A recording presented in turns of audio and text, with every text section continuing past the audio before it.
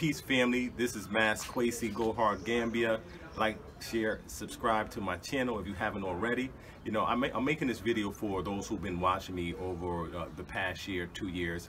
As a few of you may know, I've been here in West Africa, the Gambia, living for 3 years, and I repatriated. I actually came over 4 years ago. However, when I came, I had all of these ideas about, you know, Africa, you know, and how coming to Africa, you know, I would be getting away or escaping, you know, a lot of the issues that we have in America. You know, Africa represents that for many of us. And I would say, you know, over the past 2 decades, you have people really coming over on the Pan-African movement. However, within the past few years, that movement has been going, you know, growing larger and larger. You have a lot of celebrities that are getting citizenship in different countries, you know. So Africa has, in recent years, really got a lot of exposure from, you know, diaspora showing a desire to come over and to repatriate. I think a large part of the notion is that, you know, in this repatriation, that something else is supposed to take place. Like, we're supposed to contribute, you know. However, I think, you know, that is something that really has to be looked at. We really have to look at that. You know, if we're going to repatriate and come back to Africa, do we want to create the same ghettos, scenarios, the same hood, the same poverty, the same struggling scenario that we have in the West? Now the question is, this is the question: could you take a group of people that has been systemically oppressed, you know, financially, spiritually, and mentally for generations? Could you take those people and bring them to a whole nother place, and they're able to make a positive contribution as a whole? So let's just think, if we just was able to scoop up a whole bunch of people out of the cities and towns of America, right? Grab a whole bunch of them and then place them over here in Africa. Would these individuals be able to sustain for self? First of all, would they be able to sustain themselves? And then secondly, would they be able to sustain themselves in a way that will be positive to the growth of whatever country they're in, and whatever country they're in here in Africa? If we look at this, you know, if we just look at it for what it is, you have a large consumer base in America, and we've been conditioned to be consumers. We've been locked out of the market in terms of producing. So we don't own banks, we don't own hospitals, we don't own real estate companies or construction companies or import-export companies. You know, everything that runs America, everything that makes America what it is, for the large part, we don't have ownership in those things. So, you know, historically and generationally, you know, we're not passed down anything like, hey, my father was a major contractor, or, you know, my father or my mother, they founded this school or university or hospital or bank or chain of restaurants. You know, that's not something that is common amongst our community as Black Americans, African Americans, or however you want to define yourself. You know, in fact, it really put us in a situation of huge dependency on government assistance, Section 8, EBT, you know, the tax refunds, the earned income credit. You know, the situation pretty much is a situation where most of us are saying, hey, listen, this is not working for us. We have to get out of here. We have to go to Africa. We got to go build and develop. Now, this is beginning to happen. This is beginning to happen. But is it happening in a way that is a sustainable way? Is it happening in a sustainable way? A way that's non-intrusive, non-invasive, a way that's not going to offend the people that are here? I know what a lot of you guys been watching the news about what's taking place in South Africa, and which always take place in countries where you have foreign nationals. They go into the country, They open up businesses, they deplete the country of resources in a large degree, and there's dissatisfaction amongst the people who we should be empowering, or the people who should be empowered. You know, so when the people go in with their economic plan, start building businesses, restaurants, you know, start buying land and things like that, it's always in a way that is based on their construct, which is capitalism. So this is my whole conversation. You know, you don't see me going out a lot of places and doing that. Like I said, I've been here 4 years. I've been everywhere. You know, I can't even do those things over again. But that's for other people to do. Other people that are coming to show you around. But I'm going to talk to you about what I see and what really matters. You know, and that means economic development, you know, group economics. You know, these things, there's so much resistance against these things from us as a people because of, you know, us being divided as a people. You know, however, it's not impossible. And it doesn't take everybody. It doesn't take a lot of people to come together and you know, create a multi-million-dollar business. You don't have to have a ton of people to make that happen. It never happens that way, actually.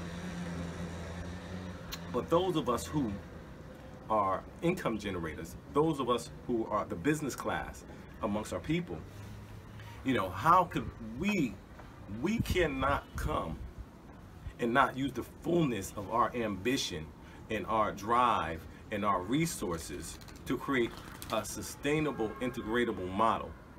And what I mean by this is that, first of all, even in the US, you know, for a long time, and America was considered to have one of the strongest economies in the world, you know, 8 out of 10 businesses failed after the first 5 years. And then in the next 5 years, 8 out of 10 of those businesses failed. So starting a business, it's admirable. However, is that how we want to tackle this thing coming over? Now, we know that Gambia, amongst other African nations, are 95% dependent or more on foreign exports. That means everything that you need, you're going to buy it from a foreign national. Your TV, your microwave, your refrigerator, you know, your air conditioner, you know, your food, your building supplies, you know, everything that you need, you're going to buy from someone that's not, you know, in a Gambian, you know, and that's just the fact. Is there Gambian businesses? Yeah. You know, but those are little small businesses that don't generate, you know, and don't contribute to the gross national product. Those are small little shops and things like that, and this is all statistically known. So, us coming over here, and we got hundreds of people coming over here with the same type of ideas. You know, they want to go into agriculture. Everybody want to go, you know, have a farm. Do Africa need any more farms? There's plenty of farms here, but the people, what Africa need is agri-storage and agri-processing facilities. So instead of coming over and doing a farm, what you want to do is you want to bring machinery. I was speaking with a brother. We do have people here on the ground that's in our community. And we were talking about, you know, onions. I know a guy, he import onions, some of the best onions that you can get, he has them. So what we can do is go to him and say, hey, listen, let us dry process some of these onions that's going to spoil and turn it into onion powder or something else that could be, you know, dried onions that can be hydrated later on in some other type of food product. You know, there's many things like French onion dip, you know, those products that we see at Walmart. We need to create products. We need to create products that could be sold and distributed. We need, if we're going to go into retail, we need a store, but in that store, we need half of the products in that store need to be products that we produce here in the Gambia. You know, creating jobs, reducing the import, reducing the amount of money that's going outside of the country. Reducing the money that's going outside of the country. That's where we need to be focused on products, on producing, on machinery. There's billions and billions of dollars of agricultural waste. You know, no one should be starving here and undernourished here in Africa. You know, Africa feeds the world. However, if we're not harvesting and being industrious and making products, you know, and then not only are we not doing that, we're allowing other people to come in to actually do it from take the food right off of our table. We got to be smart. We got to be smart as we come over. It's not happening for a large part. You know, when you guys get over here, I don't have to sit down and talk about nothing. You know, I know most of you guys are hearing what's going on and seeing what's going on over here, but it's not what we're supposed to be doing. It's not what we're supposed to be doing here. You know, what's even more sinister about it, if you find somebody that's actually doing it, then, you know, it's like, it's a horrible situation. However, it's not one that doesn't have a solution. And this is the solution for those who are business class people. You know, our 5%, our 1%, even our 10%, you know, who's in the 10% income bracket, you know, higher earners, people who have, you know, degrees and, you know, professional backgrounds. One thing you won't find over here is a place where you can go as a diasporan and register outside of the U.S. Embassy. All right? And whatever country we are in, we have a lot of brothers and sisters out there that have organizations on the ground. You know, Ghana, Sierra Leone, you know, the Exodus Alliance. I mean, it's just a ton of people. We need to have some type of consortium. We must organize. We must organize to prevent, you know, situations where the economies that we are in, we're becoming the next colonizer. I would never have even thought and put something like that inside of my mindset up until really just recently. I would say four months ago, I started saying, hey, you know, us coming back here is gonna be a problem. It's gonna be a problem because everybody's divided, you know, everybody's going for self. I mean, if we as a community, you know, I was speaking with someone in Sister Ya, you know, in Ghana. She was, you know, with the Exodus Alliance, and she mentioned when everything was going on here that we're supposed to be a tribe. You know, we're supposed to be a tribe. You know, and as a tribe, you know, we supposed to have certain value systems and things like that. But we haven't. Our tribe culture is a tribe of self-destruction coming from the States. So that's what we've been seeing, and that's what we've been hearing even in Ghana. You know, there's, you know, a lot of, I mean, don't get me wrong. Don't get me wrong. I mean, if you come over and if you have right intentions, you know, integrate. You know, if you're single, it's easier if you're single. Maybe you'll come over here and you get married to an African, you know, or something like that. However, if you're already married, there's, you know, there's still other ways, you know, you can adopt a family, you can adopt children and things like that, you know, to really make ourselves a part of Africa. You know, make ourselves a part of Africa, make us, you know, integrate. Because if we're seen as, that's like going on someone else's home turf and setting up a situation there. And we've seen it with all the xenophobia activities happening in Africa and the riots in South Africa and other places. It happened all the time. You have it here to a degree as well in business. You know, if you're coming in and you're from somewhere else, you're already going to be looked at as an outsider. So you're not going to have the same access, especially with the language barrier and limitations.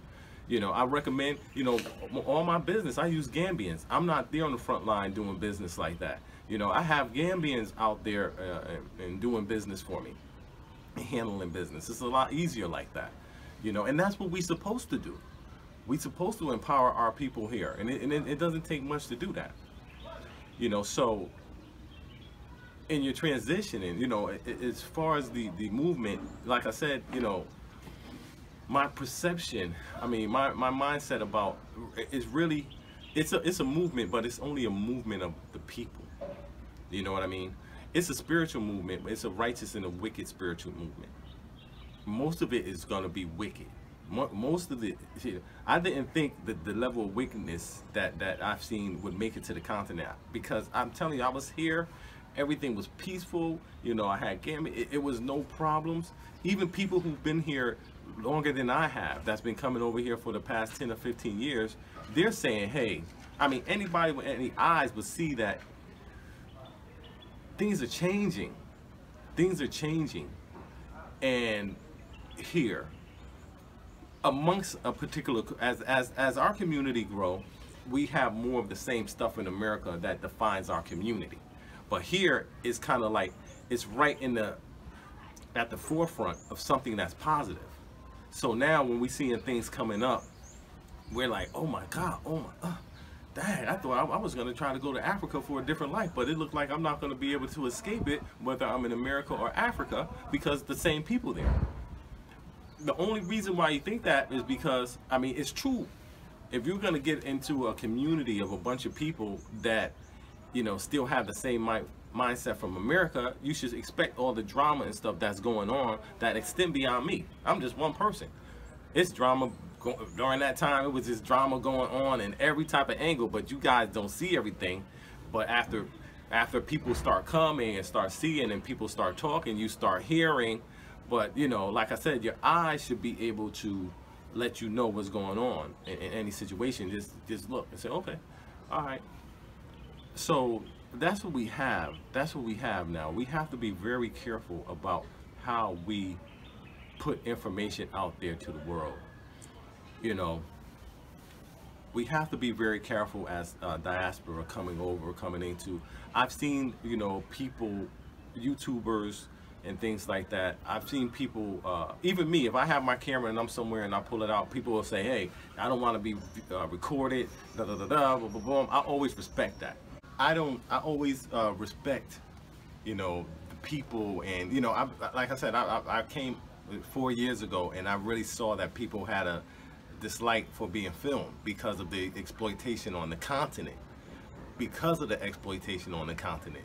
And that's deep. You know, we're in an environment where, you know, people feel, you know, and know that they have been exploited. And then you have all of these people coming over. It's like kind of like, you know, animals in the cage. You know, it's like, you know, this is home for us. This is home for us, man. And we gotta respect it as such. So, you know, in coming and looking to establish yourself over here, just be mindful of what you're doing.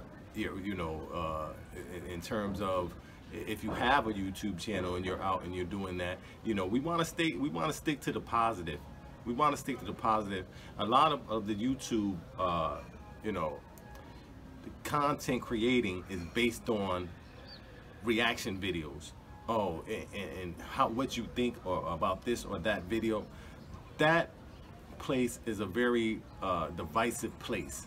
It's a very divisive place, and it's really a place of gossip. It's not a place for, you know, news content, anything that's verifiable, anything, you know. The only thing that you can go off of that's on YouTube that you can say is credible is if somebody's saying, hey, this is me and this is what I'm doing.